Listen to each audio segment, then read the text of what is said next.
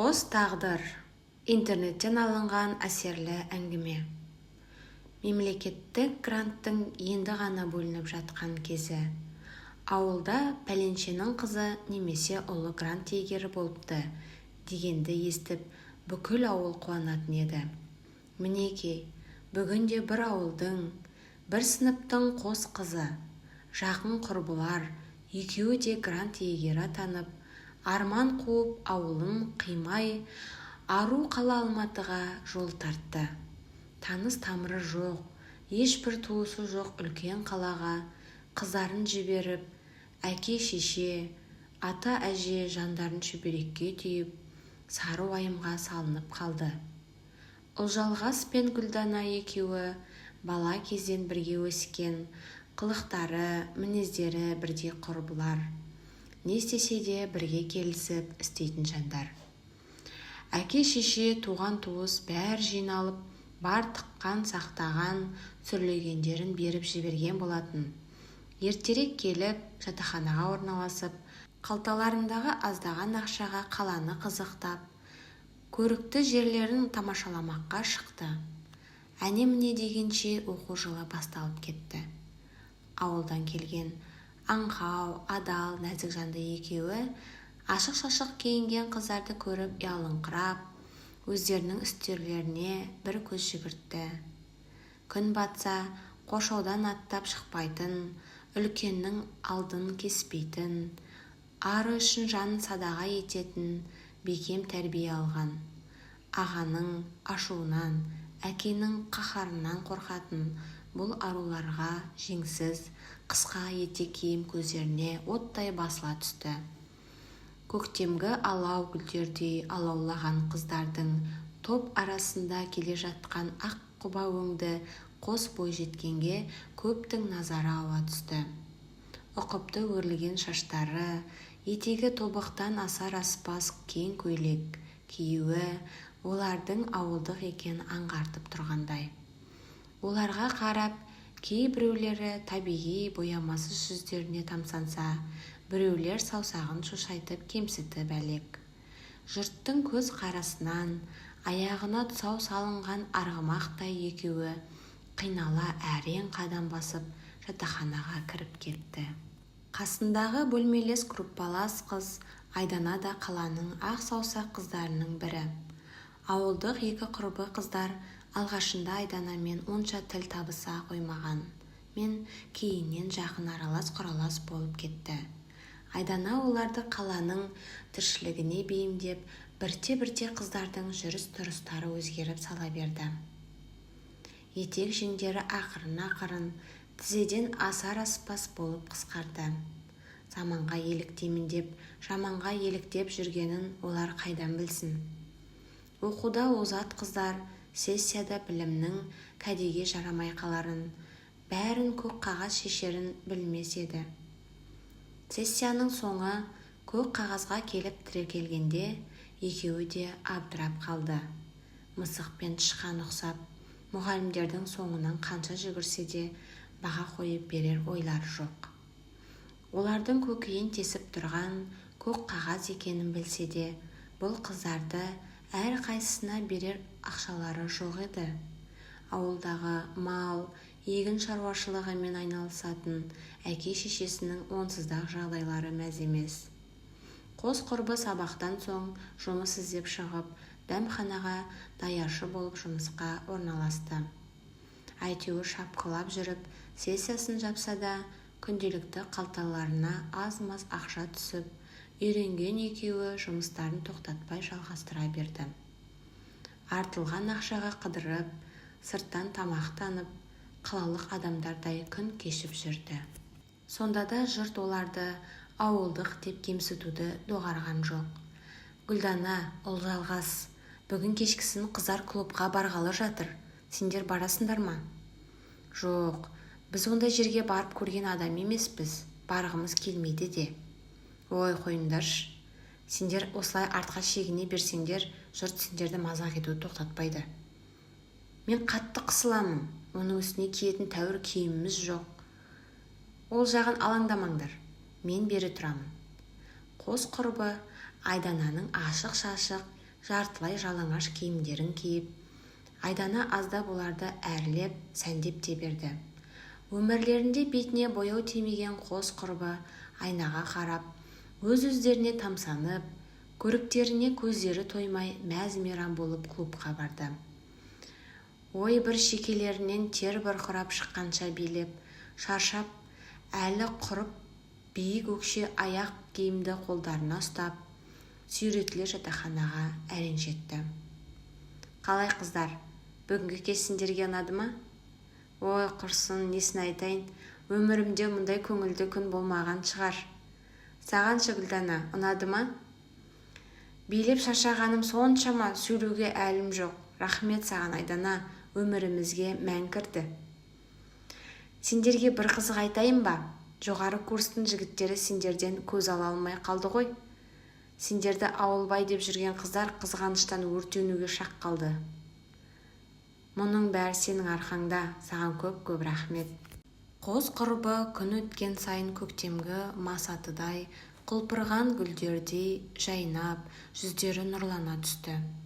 Лапылдап жанып, лақылдап тасып, жарқылдап күліп, тотыдай таранған күлім көз, ару қыздарды көргенде, жігіт атаулының бәрі түгел көздерін ала алмай қалатын. Ешкімнің жігерін жасытпай, көңілін қалдырмай, ешкімнің алдын кес-кестемей, кездескен қиындықты өздері ғана еңсеріп, қателігін өздері ғана түзетіп, кеңдігіне тереңдігі сай болып жүрген ақ көңіл арулардың, көре алмас дұшпандарының болары ақиқат. Аузы қисық болса да байдың баласы сөйлесін дейтін заманда өмір сүріп келе жатқандықтан, бұл жағдай жоғарғы оқу орнының студенті шенеуніктің шіренген, кісімсінген мінезді, бай әкенің дәулетіне шалқыған, ерке бойжеткен Анельге ұнай қоймады. Жігіт атаулының артынан күшікше жүгіртетін байханша таңған Анель қос құрбыға шүйлігіп алды. Өйткені оған назар аударар жігіт жоқ. Кісіге жақсылық жасауға бейім, жапа шексе көбіне адалдықтан, аңқаулықтан жапа шегеді. Жан баласына жамандық тілемейді. Ешкімге залалы жоқ, шуағы мол, еңбекқор, көп оқып, көп тоқитын. Біреулер секілді көк күрек керіп, дауыс көтеріп те жатпайтын. Кішіпейіл, кілтін тауып сөйлете алсаң, жүрекпен тербеп сөйлейтін қос құрбының маңына жемге келген құстардай жігітте қызда жинала қалатын. Бұл көрініс Анельдің одан әрі ашу жасын күшейте түсті. Жолдан тайғыш, әзәзілге бой алдырғыш Анельдің ендігі бар көздегені арамзалық пен алаяқтыққа жүгініп, олардың абыройына нұқсан келтіру болатын. Жүректі жібітіп, көңілді иітер жылы сөздің адам атаулының хаммасына ұнайтыны әлімсақтан белгілі. Жылы-жылы сөйлей олардың іші бауырына кіріп, періште құрбының кейпіне енді. Аңғал, ақкөңіл басқалармен қарым-қатынас кезінде ізгі ниеттілік, шынайы тілектестік, ілтипаттылық пен жайдары қабақ. Жарқын жүзділік танытатын, сұратпай-ақ басқаға көмектесуге әзір тұратын, басқаны көңілдендіруге, шаттандыруға, қиындықтан құтқаруға құмар ақ жүрек қос құрбы Анельді шынайы құрбы ретінде қабылдады. Алайда періште кейпіндегі құрбының ішкі әлемінде шайтанның жасырынып жатқанын олар білген жоқ. Ол жалғас, ана Анельдің бізге жылы қабақ танытқанына қуанып тұрмын. Оның бізбен құрбы болатыны жеті ұйықтасам да түсіме кірген емес. Я, рас айтасың, мен де қуанып тұрмын. Әлгі ертеңгі шақырған қымбат клубқа барамыз ба? Өз шақырып, ақысын төлеп тұрса неге бармасқа? Барайық? Дұрыс айтасың, барсақ барайық. Қос құрбы ертеңгі күнді асыға күтіп, тәтті қиялға батып ұйқыға кетті. Себебі Анель оларды өңкей бай қуатты адамдар баратын қымбат клубқа шақырған болатын. Абай атамыз алтын көрсе періште жолдан таяды дейді. Періштеден садақа кеткір-ай. Періште алтынды не қылсын? Өзінің көрсе қызар сұмдығын қостағал айтқаны, деп Айдана секілділерге дәл арнап айтқандай.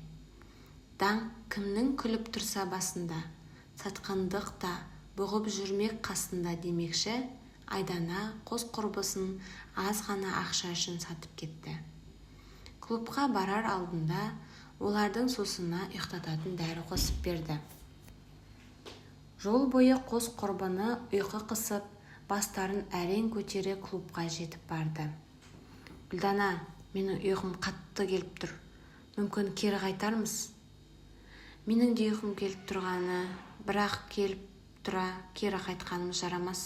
Анали ренжіп жүрер. Бір кіріп шығайық. Иә, ренжіп қалар. Онда аз ғана уақытқа кірейік те шығайық. Екеуін Анель бір топ өзі секілді қара басының қамын ойлайтын, өзімшіл, зұлымдық, қиянатпен болса да, мал мансап, мақтан табуға құмар, өз керегіне түбіне ешқашан жете алмайтын, барды бағалаудан жұрдай, ақшаға өмірдегі бәрін сатып алуға болады деп ойлайтын өзімшіл жігіт қыздармен таныстырды. Қыздар, алкогольді ішімдік ішесіздер ме? Жоқ, біз ондайды аузымызға да алмаймыз. Әй, Бағлан, ауылдың қыздар ішуші ме? Сен де қызық сұрақ қойдың ғой. Ұйқылы ояу, ішпесе де мас адамның күйін кешіп тұрған қос құрбы намысқа тырысып, алкогольді ішімдікті ішіп жіберді. Одан әрі не болғаны естерінде мүлдем жоқ. Таңертең екеуі де бүкіл денесі қақсап, бөгде үйде оянғанда, екеуі де есеңгіреп қалды. Жатын бөлме, екі адамдық төсек. Төсек жанындағы үстел үстінде аздаған ақша және керемет кеш үшін рахмет деп жазылған бір жапырақ қағаз ғана. Екеуі де естерінен адасты. Тоқтамай бір сағат сумен қоса көз жастарына шомылды.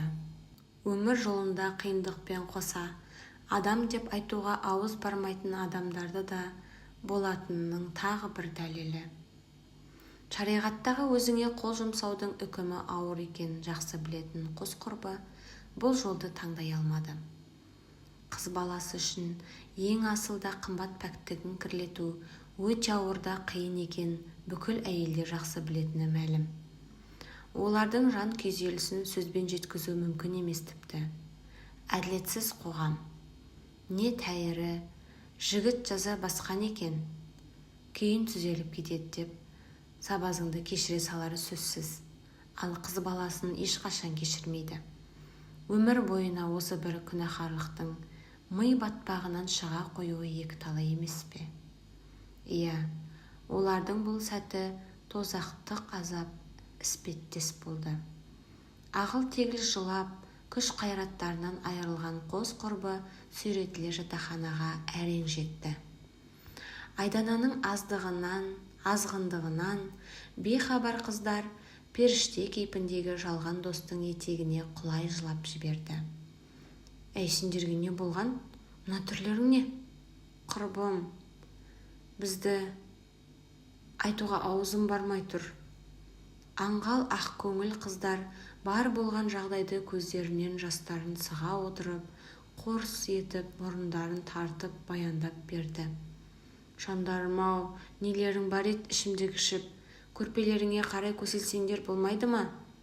Ол ішімдікке бұлай естен тана құлауымыз мүмкін емес болар. Айдананың көздері шарасынан шығып кете жаздады. Онда неге түк сезбедіңіздер? Соны өзіміз де түсіне алар емеспіз. Қос құрбының түрлері адам шошырлықтай.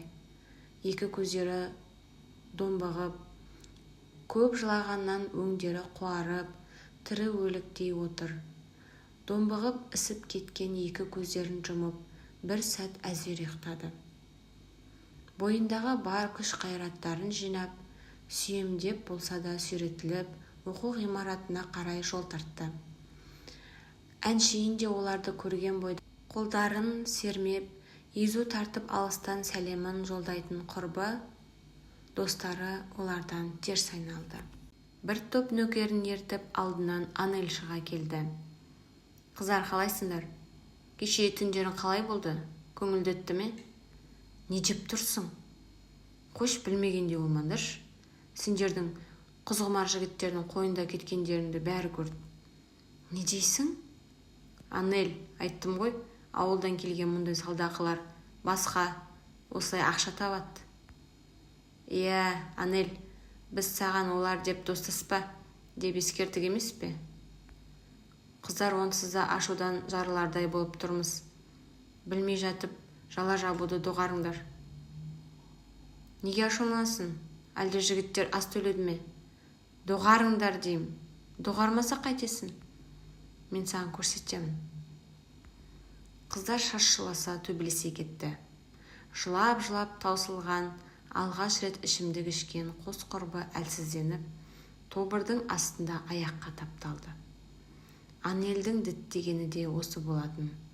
Онсыз да ашулы қыздардың ызасына тиіп, алғашқы болып төбелесті бастауын күткен еді. Көздегеніне жетіп, жөніне кете барды. Әбден күйзеліске түскен қыздардың сабақ үлгерімдері нашарлап, гранттан құлап, ақылы бөлімге ауыстырылды. Алайда оларда оқу ақысын төлейтін ақша қайдан болсын? Әке шешесіне айта алмасы белгілі. Қалай ақталады? Не деп түсіндіреді? Жұмыс деп ақысын төлеуге тырысқанмен шамалар жетпеді.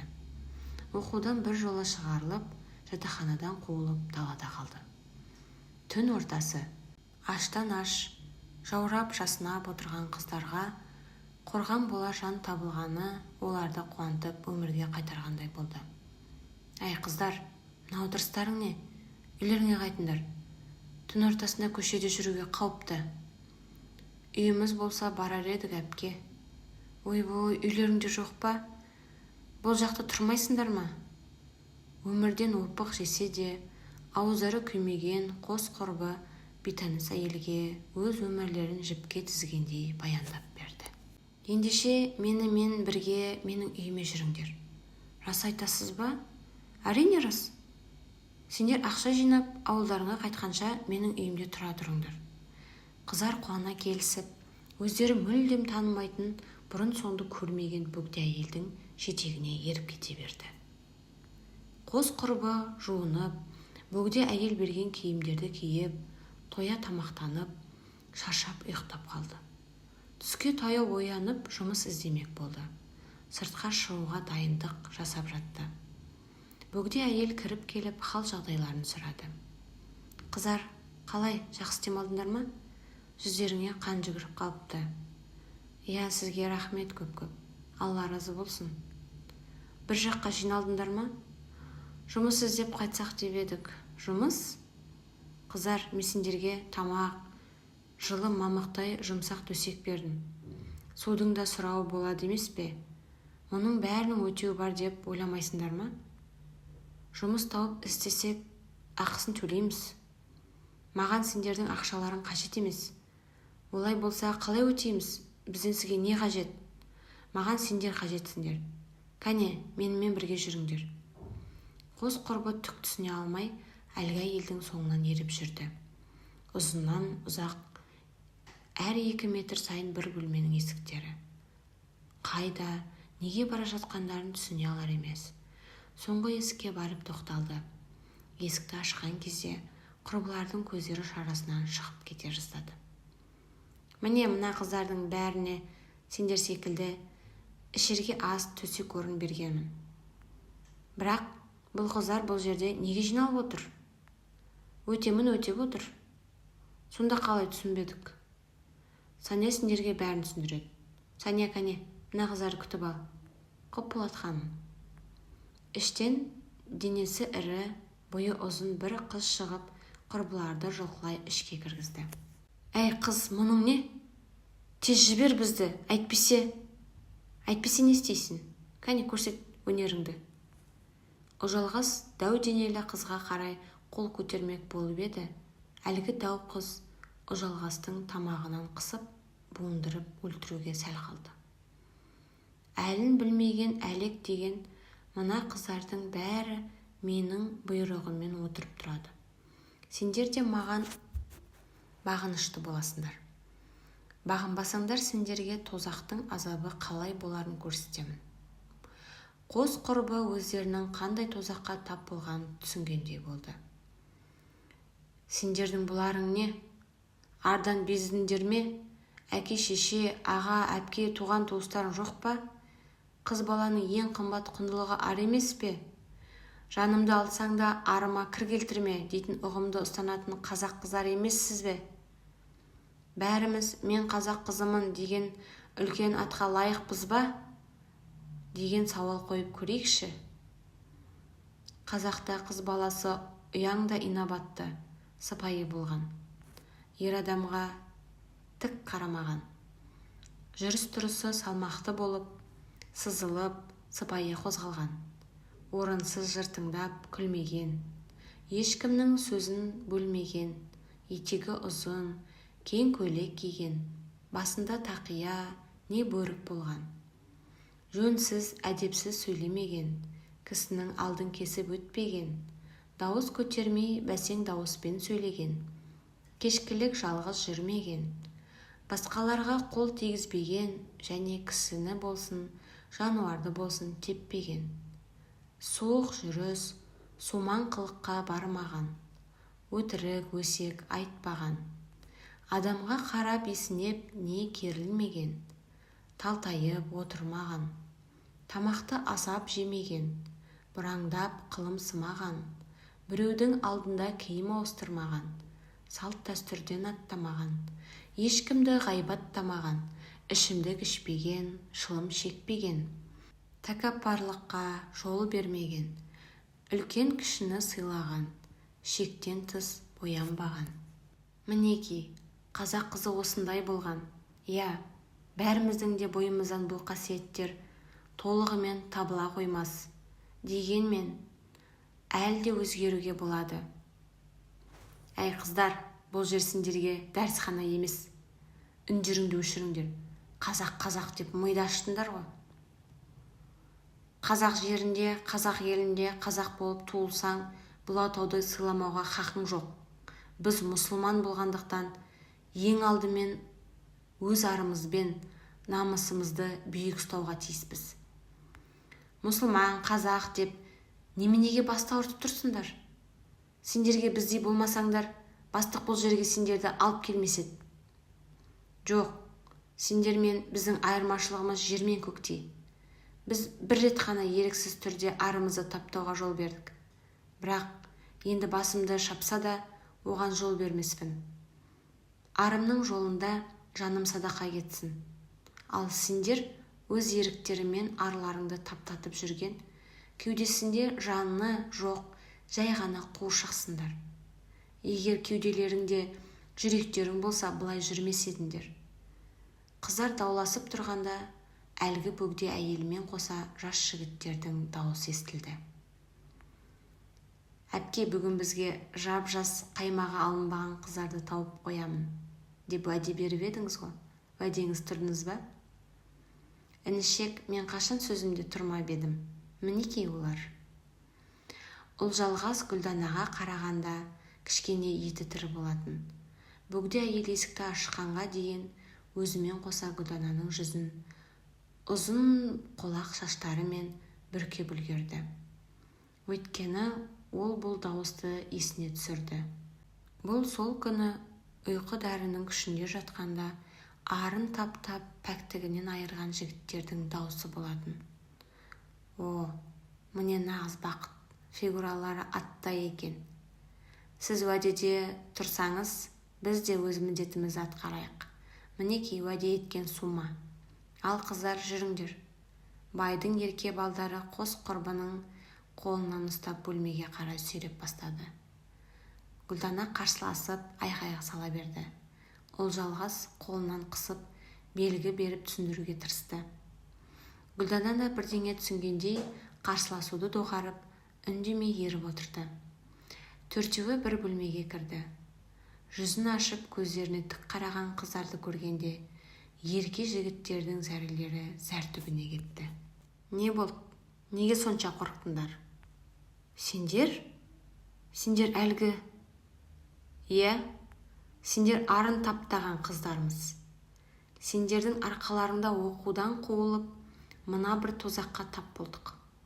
Алла тағала тілеуімізді қабыл етіп, сендерге өз қателіктеріңді түзеуге мүмкіндік беріп, сендерді осында жіберген секілді. Не айтып тұрсың? Ұлжалғас бөлмеде тұрған ішімдіктің бөтелкесін қабырғаға ұрып сындырды. Үлкендеу сынығын алып, абдырап тұрған жігіттердің біреуінің мойнына жармаса кетті. Гүлдана жүгіре қашып, Ұлжалғастың артына тығылды. Қимылдаушы болмаңдар, әйтпесе осып жіберемін. Өлсем өліп, қамалсам қамалып кетейін. Есесіне мына әлем біреу болса да, сендей оңбағаннан тазарып қалады. Жібер! Жаның тәтті ме? Өлгің келмейді, е? Ендеше сен екеуің бізді мына жерден алып шығасыңдар. Не? Армандаушы болма. Ендеше соңғы тілегіңді айт. Мына табынып жүрген әпкелерің өзінің артын ашпау үшін сенің өлігіңді көзге көрсетпей құртып, жабулы қазан күйінде қалдырса керекті. Мен ештеңеден қорықпаймын. Жоғалтар ештеңем де жоқ. Ұлжалғас жігіттің мойнындағы шиша сынығын одан әрі тақай түсті. Жаны қиналса керек, жігіт көп күттірмей келісімін берді. Жарайды, сендерді алып кетемін. Бірақ қалай? Ол оңайлықпен келсе қоймас. Жаңа ғана қалай біз сатып алсам, дәл солай тағы сатып ал. Жоқ, ол аз ақша сұрай қоймас. Ол жағын сен шаруаң. Қашып құтыламын деп ойлама. Адамнан жасырсаң да Алла бәрін көріп тұр. Біздерді қайта жүздестіргенде Алланың ісі. Өлімнен емес, өлімнен кейінгі өмірден қорық. Жарайды. Қазір сөйлесемін. Сен барып келісіп кел. Ал оған дейін мына досың кепілдікте болсын.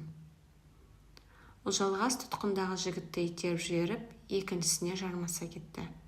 Аңқау ақкөңіл қыздан мұндай қылық шығады деп ешкім ойламаса керек. Жалмауызға да жан керек деген осы болар. Байдың ерке тотай жігіті әлгі белгісіз әйелмен сөйлесіп тұр.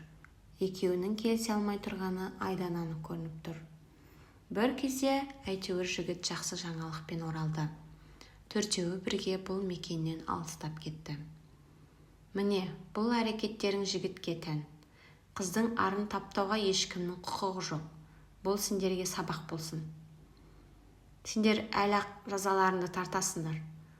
Ауылдағы хабар ошақсыз бізді уайымдап қайғыдан қан жұтып отырған әке-шешеміздің көз жасы.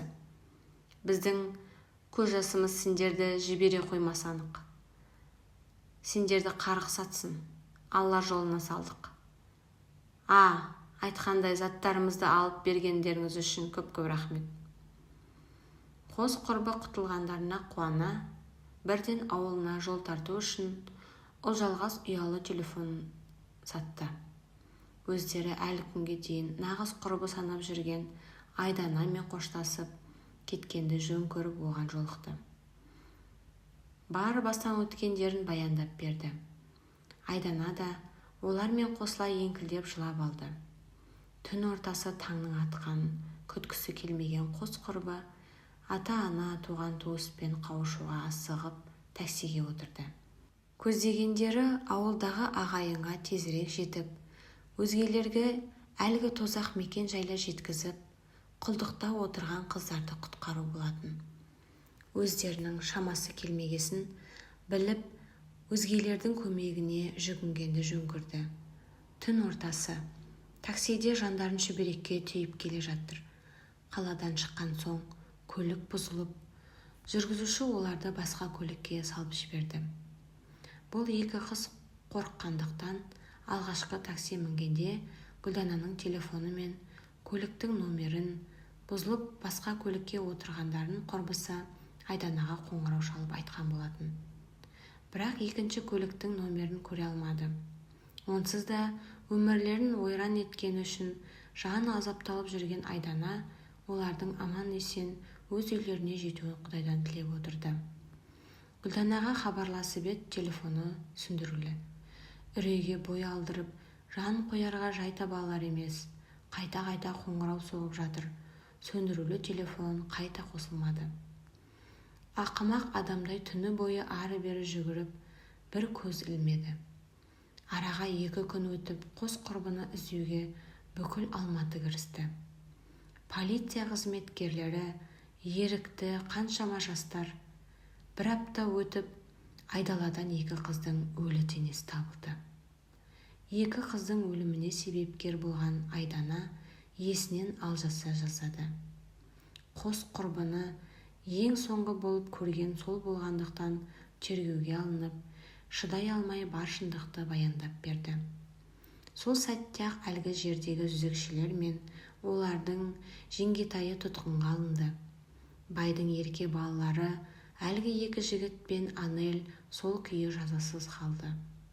Алғашқы отырған таксист жігітте өзінің кінәсіз екенін, көлігі бұзылып оларды басқа көлікке мініп кеткен дәлелдеп жазадан босатылды.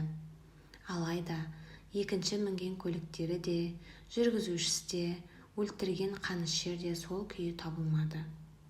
Сол күннен бері Айдана күндіз күлкі, түнде ұйқыдан айырылды. Қыздарын дипломмен күткен ауылдастары табыт пен қос қыздың мәйітін күтіп алды. Кінәлар мына өмірде жазасыз қалғанмен, Алла тағала жазасыз қалдырмасы хақ. Қос тағдыр, қос құрбының күлі көкке ұшты. Бұл оқиғаның орын алғанына 14 жылдай уақыт өтіпті. Баяндап берген, аты өзгертілген кейіпкер Айдана. Жан азабы, ар азабы әлі күнге дейін маза бермей жатқан көрінеді. Оған қарсы жаман пікір жазбауларыңызды сұраймын. Анель жол апатынан сол оқиға орын алған соң көп ұзамай қаза тапты. Бұл оған берілген жаза ма, әлде жай сәйкестік пе, белгісіз. Соңына дейін тыңдағандарыңыз үшін көп рахмет. Аман болыңыздар.